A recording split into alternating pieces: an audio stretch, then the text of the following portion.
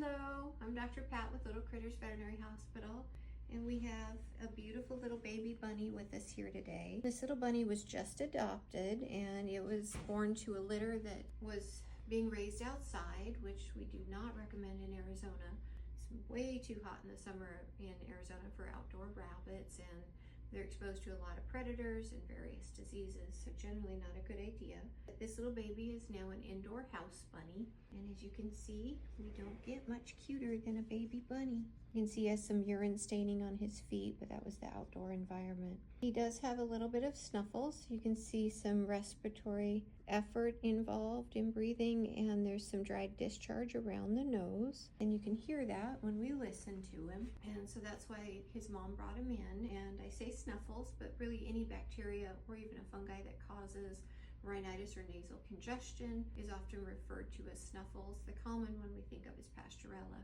The point of this video is how we start our baby bunnies off right. And it's important when you get a baby bunny to understand that we need to do things for them just like we would for a new puppy or kitten. They're actually a little more complicated than a puppy and kitten. We need to ensure that we have them on the correct diet. I usually recommend the Oxbow Young Rabbit pellet for the babies, and then Timothy hay. Very early we'll put them on alfalfa, but I very quickly change them over to transition them to a grass hay. And as adults, we're only on grass hay and a grass hay based pellet, no alfalfa. But we do give the very young ones a little higher protein level. We do need to get babies vaccinated. So rabbits do get a virus called rabbit hemorrhagic virus. The vaccine is RHD2, and it's very important to get your bunny, even a house bunny, vaccinated for this. You can track this disease into your house. It is in the wild rabbit populations in most states now and in Canada.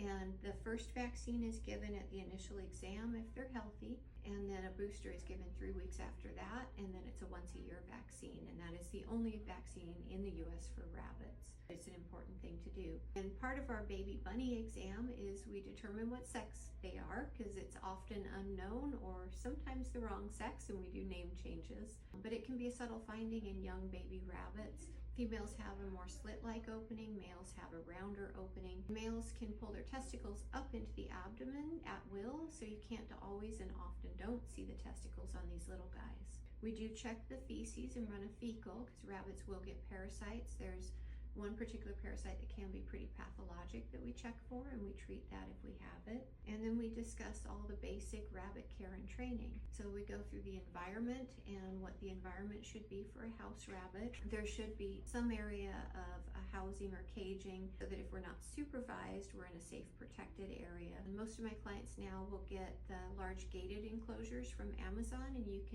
they're modular, so you can make different sizes and different shapes and give them a very large area in a protected room. And then when you're home, they can roam the house like a dog or cat, and most rabbits do that. It's important that we're not chewing on electrical cords and that those are protected. And baseboards are a common problem, so we need to observe the behavior, particularly in babies. Litter box training in baby bunnies is actually pretty easy to do. In general, they'll kind of pick an area to go in. I just put the litter box there, and then you kind of gradually move the litter box to where you want it to be. You can also put a hay manger above the litter box, and they'll often sit in there and pee and poop and eat their hay, and that's a common way of getting them trained. It is important to realize, though, until they're spayed and neutered, they often will fecal mark. So owners think they're just kind of randomly dropping pellets around, but it's a deliberate marking strategy. Once they're spayed and neutered, that tends to go away. So the litter box training may not be perfect.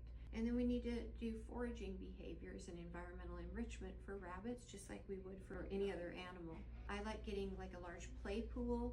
You can put a whole bunch of hay in there, and you can throw the pellets or the greens in, mix it in, and we have to forage and look through there. A lot of people will use tunnels and cardboard boxes. All of those are good as well. But the big thing is start out with a vet exam, make sure we're healthy. And if we have an issue like this little baby, then we want to make sure we get that issue treated. So we're not vaccinating this little one today. We're addressing the respiratory concerns, and then we'll get started on just preventative care.